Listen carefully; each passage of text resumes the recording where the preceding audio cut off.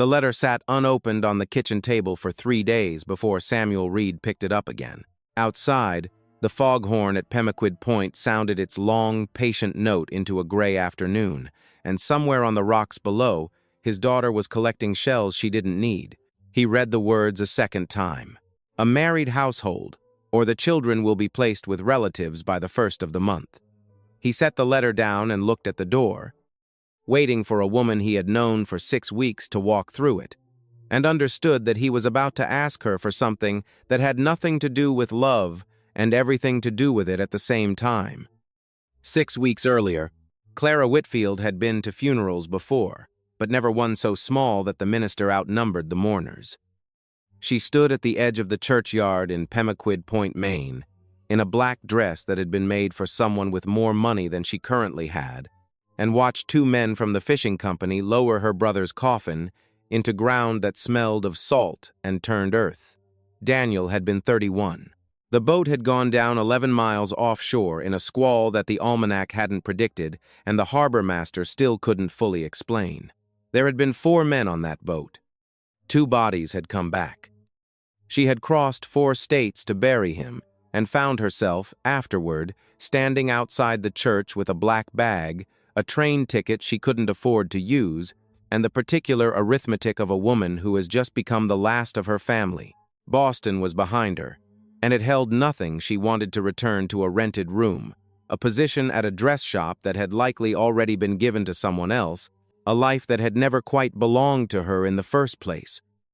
Daniel had written her every month for 2 years. "Come see the ocean," he'd said. "It isn't like the harbor at home. It has opinions." She had finally saved enough to come, and arrived 9 days after he drowned. She was sitting on the low stone wall outside the church, doing the quiet math of what came next, when a boy of about 9 stopped in front of her and studied her with the unguarded direct. "Why do you look like that?" he asked. Before she could decide how to answer, a man's voice cut across the churchyard. "Toby." She looked up. The man crossing the grass toward them was tall, sun-weathered in the particular way of someone who spends his life near water and wind, wearing a dark coat over a collarless shirt, his sleeves pushed to the forearm. He carried himself like a man used to climbing stairs in the dark, careful, economical, sure of his footing even when he couldn't see it. A girl of about 6 trailed a few steps behind him, watching Clara with the same open attention as her brother, though she said nothing. "He didn't mean anything by it," the man said. "I'm sorry." "He's not wrong to ask," Clara said. "I imagine I do look like something." Something moved behind the man's eyes, not quite a smile, but its foundation. "Samuel Reed," he said. He didn't offer his hand right away. His were full, one holding a small parcel from the general store, the other resting on his son's shoulder as though to anchor him in place. "This is Toby. That's Nora." "Clara Whitfield," she said. "I'm Daniel Whitfield's sister." The recognition crossed his face immediately, and with it, something that wasn't quite pity closer to the particular quiet of a man who has stood at that same graveside before, for someone else, in a different year. "I knew your brother," he said. "He used to help me haul supplies out to the light when the weather turned. Good man, steady hands." He paused. "I'm sorry for it. All of it." She heard the difference immediately, the way condolence sounds different coming from someone who has buried a person of his own than from someone reciting the expected words. "Thank you," she said, and it was the first time in 9 days the phrase had felt like it meant something coming back to her. "Are you staying in town?" Samuel asked. "I'm working on that," Clara said, which was, technically, true. She had $11, a room booked at the boarding house for 4 more nights, and no clear plan beyond that horizon. Daniel had left almost nothing: a small trunk, a debt at the ship chandlery, and a half-built rowboat in a shed behind a house she no longer had any right to. Samuel didn't press further. He nodded once, the way a man nods when he's filed something away rather than dismissed it, and let Toby tug him toward the wagon. But at the churchyard gate, he stopped and looked back. "Mrs. Abbott at the boarding house takes in mending, if you're any good with a needle," he said. "It isn't much, but it's honest work, and she pays fair." Then he was gone. his children trailing behind him like two small planets that had not yet learned to orbit anything but him. Clara spent the next 2 days discovering exactly how small a town could be when it had already decided what it thought of you. The dress shop on Main Street needed no help. The ship chandlery, the one holding her brother's debt, employed only men and had made that clear without needing to say it aloud. She went to Mrs. Abbott's boarding house and was told, not unkindly, that mending work existed but wouldn't start until the week after next. She was doing sums in her head that refused to balance, sitting on the boarding house porch as the light went copper over the water, when a knock came at her door. It was Toby, holding a covered dish with both hands and the seriousness of a boy performing an official duty. "Papa made chowder," he said. "He said you probably hadn't eaten a proper meal since the funeral." Behind him, at a distance calculated to seem incidental, Samuel Reed stood at the bottom of the stairs, studying the banister with great interest. "He didn't have to do that," Clara said. "I know," Toby said.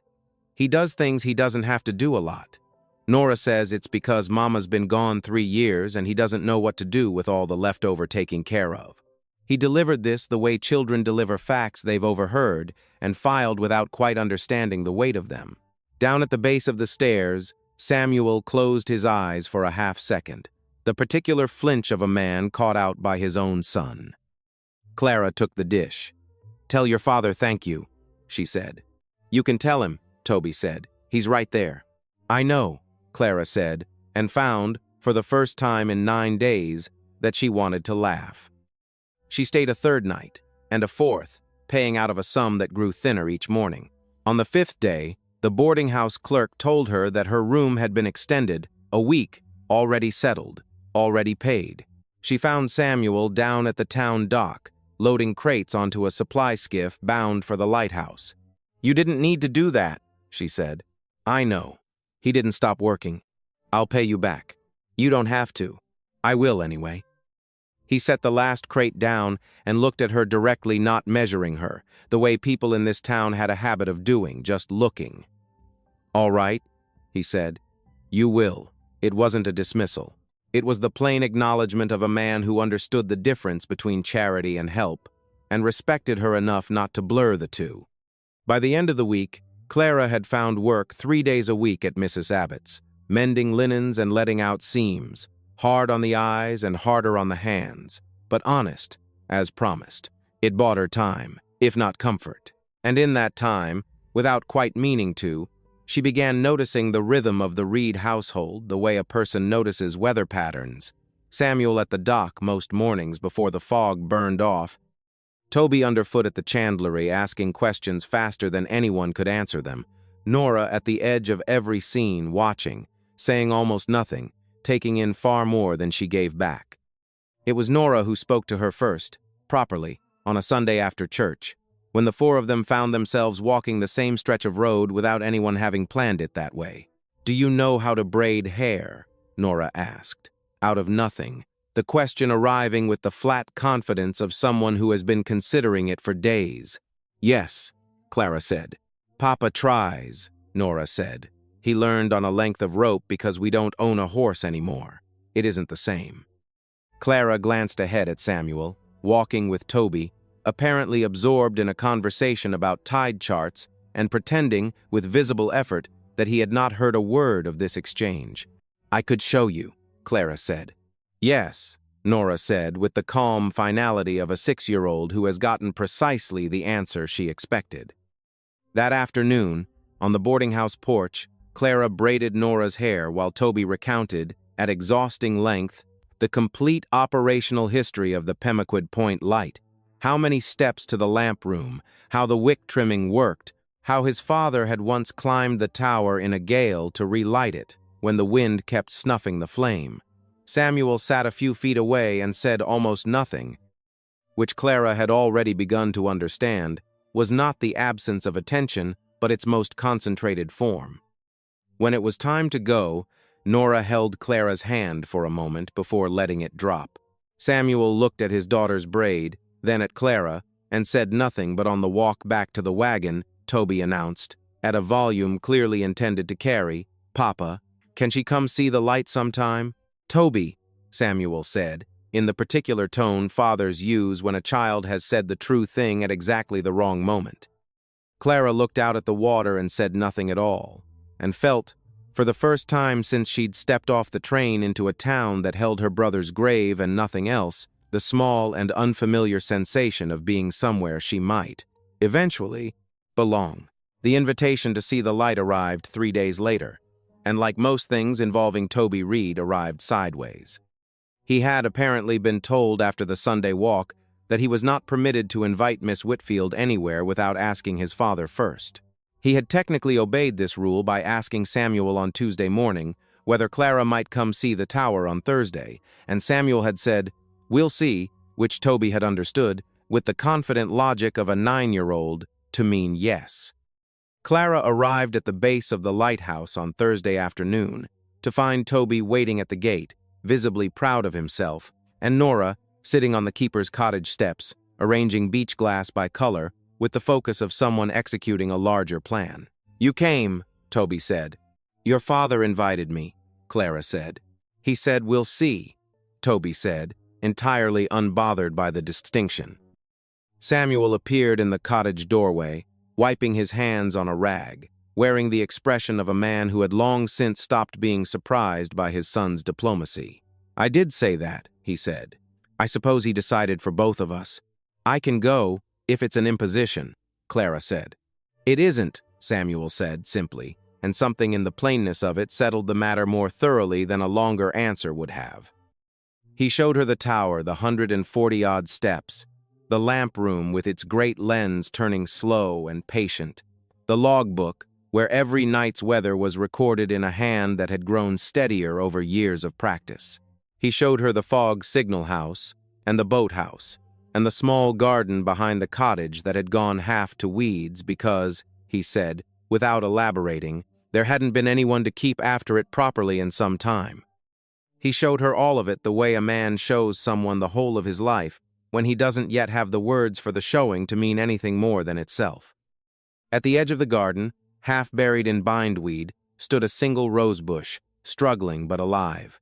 "Margaret planted that," Samuel said. "First spring we were here. Said a lighthouse ought to have one thing in it that wasn't gray." He crouched down and pulled a length of vine away from the base of the plant. Careful, unhurried. "I haven't had the hands for it since." Clara knelt beside him without being asked and began clearing the other side. Neither of them spoke for a while. It was, she thought, the kind of silence that didn't need filling. The complication arrived the following Monday, and his name was Elias Cobb.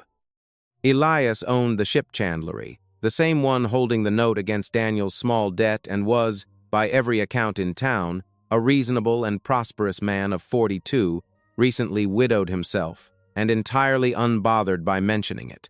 He appeared at Mrs. Abbott's while Clara was hanging linens in the side yard, dressed a shade too well for a Monday, with the easy confidence of a man who has been told often enough that he is a good match that he has stopped requiring evidence. "Miss Whitfield," he said, "I understand you're settling in." "Trying to," Clara said. "There's a social at the Grange Hall Friday," he said. "I'd be glad of your company if you're free." He said this the way a man says something he expects to be accepted, not asked. Clara thanked him and said she'd think on it. He left satisfied, which told her more about him than anything he'd actually said. Mrs. Abbott, pinning a sheet 3 feet away, waited until he was well down the road before speaking. "Elias Cobb," she said. "So I gathered. Good man. Solid. His late wife was a dear friend of mine." She paused, considering her next words with the bluntness of a woman who regards tact as a poor use of time. "He'd see you comfortable." Clara kept working. "And Samuel Reed?" Mrs. Abbott didn't look up. Half this town thinks Samuel Reed is too set in his grief to ever remarry. They think he'll keep that light alone with 2 children until they're grown and gone, and that'll be the whole of it. She shook out another sheet. "I'm not saying they're right. I'm saying it's what people believe." Clara thought about that for the rest of the afternoon, about Elias Cobb, solid and pleasant and entirely available, and about a man who had shown her a half-strangled rosebush, the way another man might show her, something he was ashamed to still be carrying. She thought about what it meant to choose the version of safety that was offered easily, and what it might mean to choose something that asked more of her and gave more back.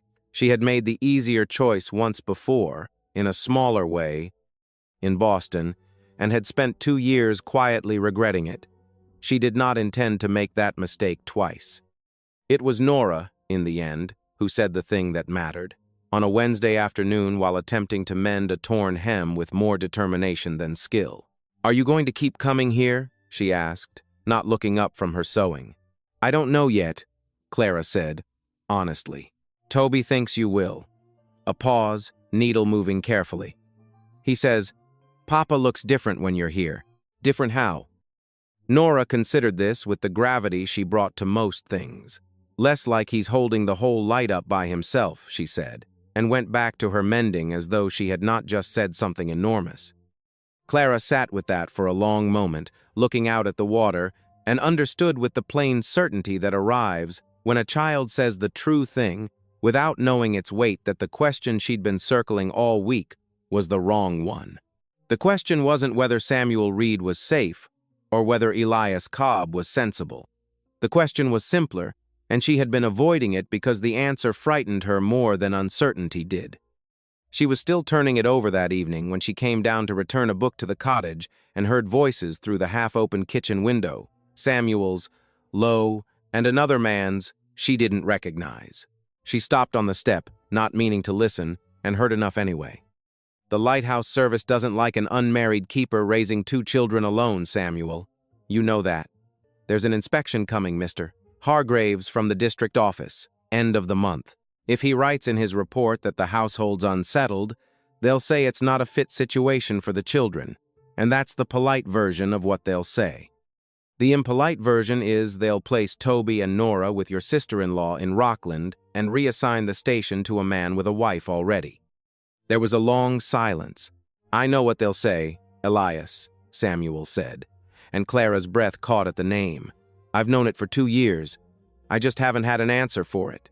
Clara stood very still on the step, bent her hands, and understood that the ground beneath everything she'd assumed about the last 3 weeks had just shifted beneath her without warning. She didn't go in. She left the book on the step and walked back to the boarding house in the dark, turning it over the whole way. Elias Cobb, of all people, sitting in Samuel's kitchen delivering that news, not as an enemy exactly, but not entirely as a friend either, a man who held the note on Samuel's chandlery account the same as he held one on Daniel's, a man who had every reason, whether he knew it or not, to prefer that Samuel Reed remain unmarried and available to no one but himself for comparison. That was the mini-reveal that changed the shape of everything. This wasn't only a story about a man learning to want something again. It was a man running out of time to keep the only life his children had ever known. And he had said nothing about it to her, not because he didn't trust her, she thought, but because he hadn't yet found a way to ask for what he needed without it sounding like the wrong kind of asking. Clara said nothing to Samuel about what she'd overheard and spent the better part of the following week regretting the silence and unable to find a way out of it. She went to the light on Sunday as she had the week before and found the household outwardly unchanged. Toby narrating the tide schedule with undiminished enthusiasm, Nora sorting beach glass with the same unhurried focus, Samuel measured and quiet in the way she had learned to read as attention rather than distance. But she noticed things now that she hadn't let herself notice before. The ledger on the kitchen table closed too quickly when she came in. The letter from the district office, half visible under a stack of logbooks before Samuel moved it. The particular tightness around his eyes when Toby asked, with the innocent cruelty children specialize in, whether Mr. Hargraves was coming to see if they were doing it right. "Doing what right?" Clara asked, before she could stop herself. "Being a family," Toby said, with the shrug of someone repeating a phrase he'd overheard and only partly understood. "He came before, when Mama first died. He said things had to look a certain way, or we'd have to go live with Aunt Ruth." Samuel's jaw tightened. That was all. He didn't raise his voice, and he didn't look at Clara, and the silence he held afterward was not the same silence she had come to recognize over the past 3 weeks. This was a man holding a door shut against something, not a man simply choosing his words with care. "Toby," he said, "go help your sister." Toby went, reluctantly, sensing without understanding that he had said something that mattered more than he'd intended. Clara stayed. "How long have you known?" she asked, quietly. Samuel looked at her for a long moment, and something in his face gave way, not collapse, but the particular exhaustion of a man who has been carrying a weight alone for so long that being asked about it directly feels almost like relief. "Since March," he said. Hargraves came through on his regular circuit and made it plain enough. A widower with 2 young children, running a station alone, the district doesn't love the optics of it, especially not after the inquiry 2 years back, when a keeper up in Booth Bay let his light go dark during a storm because he was managing a sick child by himself and there was no one to spell him. They lost a schooner that night. 6 men. He looked out toward the tower. "They're not wrong to worry. I've had nights where I didn't know whether to go up and trim the wick or stay down with Nora when she had the fever. I've been lucky it never came to a choice that cost someone else something. And if the inspection finds the household unsettled, they'll say it's not a fit situation for the children," Samuel said, echoing, without knowing it, the exact words Clara had already heard through the window. "They'll place Toby and Nora with my sister-in-law in Rockland, temporarily, until, as they'll put it, my situation improves. And they'll bring in a keeper with a wife already, because that's what looks settled on paper." "When is the inspection?" "End of the month." He said it flatly, a fact he had clearly repeated to himself so many times it had worn smooth. 3 weeks. Clara walked home that evening with the particular unsteadiness of someone who has just watched a floor she assumed was solid reveal, a crack running clean through it. She thought about Elias Cobb sitting in that kitchen, not gloating, not scheming exactly, simply present at the delivery of news that, whatever his intentions, could only serve him. She thought about the rose bush behind the cottage, half cleared now, still fighting its way back from years of neglect. She thought about Nora's flat. Devastating observation from the week before, less, like he's holding the whole light up by himself, and understood that the girl had said it not as an idle comment, but as something closer to a plea, phrased the only way a 6-year-old knows how to phrase a thing that large. She did not go to the Grange Hall social with Elias Cobb that Friday. She sent a note instead, polite and brief, declining. She told herself this had nothing to do with what she'd overheard through a kitchen window, and knew, even as she told herself that, it wasn't entirely true. The following week, the district office sent formal notice, arriving by the same mail packet that brought the newspapers and the mending orders a single sheet, official in its language, naming a date 12 days out. Mr. Hargraves would arrive on the 28th to assess the station and the household. The letter used the word unsettled exactly the way Samuel had predicted it would, and beneath the careful bureaucratic phrasing sat the plain fact that had been circling the Reed household for 2 years without anyone saying it aloud. If nothing changed before that date, Toby and Nora would go to Rockland, and Samuel Reed would keep a light no one needed him to keep for anyone. Clara was at the cottage when Toby found the letter on the table and read it before either adult could stop him old enough, now, to make out most of the words, and to understand, with terrible clarity, exactly what they meant. He didn't cry. He set the letter down very carefully, the way a much older person might, and looked at his father. "Are we going to Aunt Ruth's?" he asked. Samuel crossed the room and knelt in front of his son, and for once had no measured answer ready. "I don't know yet," he said, which was the truth, and worse for being the truth. Nora, in the doorway, said nothing at all. She simply reached over and took Clara's hand, the way she had once before on a Sunday walk, and held it, and did not let go. That night, walking back along the shore road in the dark, Clara passed the ship chandlery and saw a lamp still burning in the back office. Elias Cobb was inside, working late over his ledgers, and looked up when her shadow crossed the window. He came to the door. "Miss Whitfield. Bit late for walking alone." "I know about the inspection," she said without preamble. "I know Hargraves spoke to you." Something flickered across his face, not guilt exactly, but the particular discomfort of a man realizing he's been observed more closely than he expected. "I didn't tell him anything that wasn't already true," Elias said. "Samuel's a good man. I've never said otherwise. But the district has rules, and rules don't bend for good men any more than they bend for anyone else. You could have said nothing. You could have let him find his own way to the district office." "I could have," Elias agreed, and didn't deny that he'd chosen not to. He studied her for a moment. "You care for him." It wasn't quite a question. Clara didn't answer it as one. "I care what happens to those children," she said, and turned to go. Behind her, Elias Cobb said nothing further, and did not follow, and the walk back to the boarding house felt longer than it had any right to be. Every step of it weighted with the particular dread of a deadline now measured in days rather than weeks. Clara reached the boarding house steps and stopped there, in almost exactly the spot where, 3 weeks earlier, a 9-year-old boy had asked her why she looked sad, and changed the direction of her entire life without either of them understanding it at the time. She thought of the letter on the kitchen table. She thought of Nora's hand in hers, refusing to let go. She thought of 12 days, narrowing by the hour, and a decision that was no longer entirely her own to make in private, at her own pace, on her own terms, because whatever she chose now, or didn't choose, would land on 2 children who had already lost one parent and were about to find out, in the space of less than 2 weeks, whether they would lose the shape of their whole lives besides.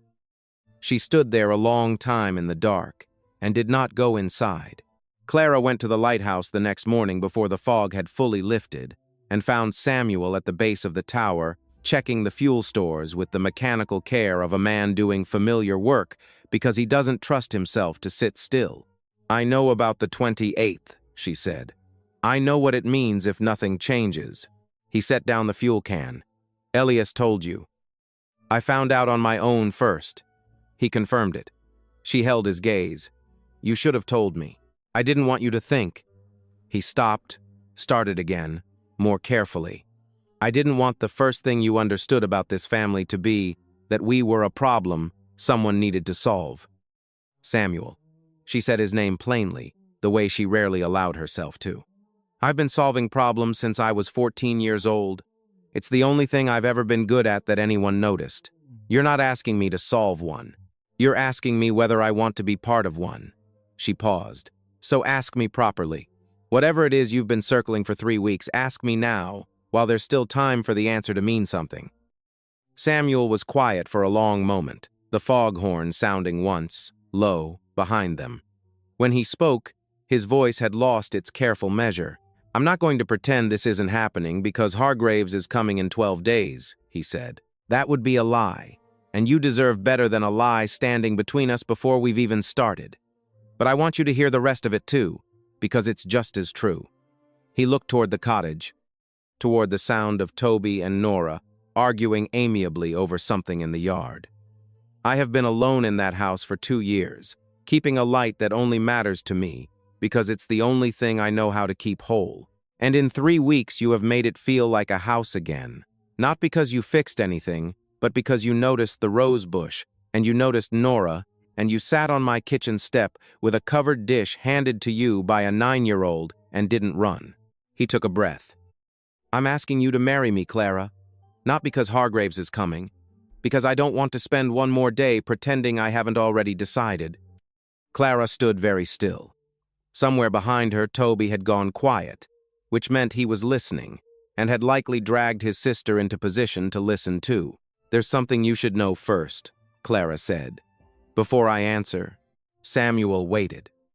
"I have $11 to my name and a debt of my brother's that I intend to pay off myself, slowly, because it's mine to carry, and I won't have you thinking you married a woman with strings attached to her the way Elias Cobb might like to imagine it." She held his gaze steadily. "And I need you to know that if I say yes, it isn't because a man from the district office is coming in 12 days. It's because Toby brought me chowder before he ever asked whether he should. It's because Nora asked if I knew how to braid hair and meant something much larger by the question. It's because you showed me a half-dead rosebush the way most men show someone their whole heart. and I understood exactly what you were doing, even if you didn't have the words for it yet." She let out a breath. "I'm saying yes because of this family, not because of the alternative to it." Something in Samuel's face gave way entirely, not surprise, but the particular relief of a man who has been braced for a harder answer than the one he received. "I need to tell you something too, then," he said. "The day of your brother's funeral, I almost didn't stop. I saw you on that wall and I told myself it wasn't my business, the same thing I've told myself about every hard thing since Margaret died. I got as far as the wagon before I turned around, because I kept thinking about the winter I met her, and how close I came to saying nothing then too, and how different everything would have been." The almost smile arrived, the one she'd learned to watch for. "Toby beat me to you by about 4 seconds. He's been trying to give me a second chance ever since he learned to talk." "Yes," Clara said simply, and meant the whole of it. They were married 8 days later, in a small ceremony at the Pemaquid church, with barely enough notice for the banns to be read, the required number of times, and not one day to spare before the 28th. Reverend Hale, who had buried Clara's brother 6 weeks earlier in front of an audience of 3, presided now over a church with considerably more witnesses. Mrs. Abbott in the second pew, dabbing her eyes with theatrical vigor, half the fishing families of the harbor, curious and warmly disposed. Even Elias Cobb near the back, arriving late and standing quietly by the door, his expression unreadable, but his presence, Clara noted, not unkind. Toby stood at the front beside his father, visibly unable to stop grinning, and made no effort whatsoever to contain it. Nora wore a ribbon. Clara had braided into her hair that morning and stood with the gravity of someone who had been waiting for this exact outcome for weeks, and had simply been too polite to say so aloud. Mr. Hargraves from the district office arrived on the 28th as scheduled, walked the tower, inspected the logbooks, took tea in a kitchen that smelled of fresh bread rather than neglect, and watched Nora show off a rosebush that had, against all reasonable expectation, begun blooming again along one surviving branch. He wrote his report on the train back to Rockland and closed the file on the Pemaquid Point station without a single note of concern, though he did remark, privately, to a colleague, that it was remarkable what a difference a few weeks could apparently make in a household. That evening, after Hargraves had gone and the children were finally, reluctantly, in bed, Samuel found Clara in the garden, kneeling beside the rosebush in the last of the light. "Margaret would have liked you," he said. It wasn't something he'd said before, and it cost him something to say it now, plainly, without hedging. "I hope so," Clara said. "I'd like to think I'm not replacing her, just adding to what's already here." "That's exactly it," Samuel said, and knelt down beside her, and for a while neither of them spoke, and the silence held none of the old strain it once had. The winter that followed was the hardest kind of ordinary, the good kind, the kind Clara had stopped believing she was owed. There was a household rhythm to learn that had nothing to do with romance and everything to do with the daily architecture of shared life. Which shelf held the fuel log, how Toby liked his chowder thinner than his father made it, the particular hour each evening when Nora needed quiet before she'd allow herself to be put to bed. Clara learned all of it the way she had learned everything useful in her life, by paying close attention and refusing to be discouraged by the first failure. She burned the bread twice before she understood the cottage oven's temperament. She climbed the tower stairs wrong on her first 3 attempts at helping with the night watch, misjudging the rhythm of the steps in the dark, before Samuel showed her the trick of counting rather than looking. Nora, for her part, began telling Clara small things about her mother without being asked where Margaret had stood in the kitchen, which of the rosebush's canes she'd trained herself, the particular way she'd hummed while trimming the lamp wick. She delivered these facts the way she delivered most things, without ceremony, simply setting them down for Clara to keep. Clara understood, without either of them saying so, that this was Nora's way of making room, rather than protecting territory and offering, not a test.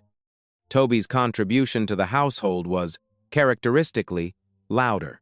He appointed himself Clara's official instructor in all matters related to the lighthouse, the tide charts, and the correct handling of the supply skiff. delivering each lesson with the total confidence of someone who has never once doubted his own authority on a subject. Samuel watched this arrangement with visible amusement and only occasionally corrected the more creative inaccuracies. In February, a letter arrived from the ship chandlery, addressed to Clara in Elias Cobb's careful hand. She opened it warily, half expecting some renewed overture, and found instead a single line: "Your brother's debt is settled. Consider it a wedding gift, and my apology for the manner in which certain news reached your household last autumn. E.C." She sat with the letter for a long while before showing it to Samuel, who read it twice and then set it down without comment, though something in his shoulders eased that hadn't quite eased before. Whatever Elias Cobb's part in the events of the fall had been self-interested or not, she still wasn't entirely sure the gesture closed something that had been left open a long time. Spring came slowly to the point, the way it always did, fog giving way to fog before it finally gave way to sun. In April, the rose bush that Margaret Reed had planted 7 years earlier, and that had spent 2 winters half-strangled by neglect, bloomed fully for the first time since her death every surviving cane. All at once, a riot of color against the gray shingles of the cottage. Nora stood beneath it on the first warm morning, looking up at the flowers with the expression of a child seeing, at last, something she had only ever been told about. "Mama planted that," Toby told her, unnecessarily, the way older siblings do. "I know," Nora said. "Clara told me the whole story, about how it almost died, and how we saved it, and how that's sort of like what happened to us, except with people instead of a rose bush." She said this with the flat certainty of a 6-year-old who has clearly been turning the metaphor over for some time and has, in her own estimation, arrived at something quite profound. Samuel, coming around the corner of the cottage with a coil of rope over one shoulder, stopped and looked at his daughter for a long moment, and then at Clara, standing a few feet away with dirt on her hands from the garden bed she'd been turning for spring planting. He said nothing. He didn't need to. Something in his face had settled, over the winter, into a kind of ease that Clara understood without either of them ever discussing it directly, had not been there for 2 years before she arrived. That evening, all 4 of them sat on the cottage porch as the light came on above them, turning its slow, patient circle out over water that had taken her brother and, in its own roundabout way, given her a family in return. Nora leaned against Clara's side, half asleep. Toby was narrating something about tide tables that no one was fully following. Samuel sat with his coffee, watching the beam sweep the dark water, and reached over, without a word, to take Clara's hand. She thought of the churchyard wall, $11, and a boy who had asked the one question grown people had trained themselves out of asking. She thought of a rose bush half buried in bindweed, and a letter from a district office that had once threatened to take apart everything she was now sitting in the middle of. She thought about the difference, which she had learned slowly and at some cost, between the choice that was easy and the choice that was right, and how rarely, in her experience, those 2 things turned out to be the same word. The light swept out over Pemaquid Point, steady, patient, and for the first time in longer than she could easily remember, the holding of a house, of 2 children, of a life she had not expected and had chosen anyway felt like more than enough. Clara Whitfield had come to Pemaquid Point with a black dress, $11, and no one left in the world who belonged to her by blood. She had sat on a low stone wall outside a church, doing the arithmetic of a life that had run out of numbers, and a 9-year-old boy had stopped in front of her and asked why she looked like that. I think often about how rarely we ask that question honestly. We learn, as we get older, 100 small ways of walking past the person on the wall, telling ourselves it isn't our business, that someone else will stop, that the moment will pass without our involvement, and that will be fine. Toby hadn't learned any of that yet, he asked, and his father, who had spent 2 years holding a lighthouse and 2 children together by himself, turned around at the end of a churchyard path and came back. There's something else worth sitting with here too, the moment Clara stood at the mending table and understood that Elias Cobb, solid and available and entirely reasonable, was not the same thing as right. That's a harder lesson than it sounds, and a lot of people never learn it, or learn it after the choice has already been made for them.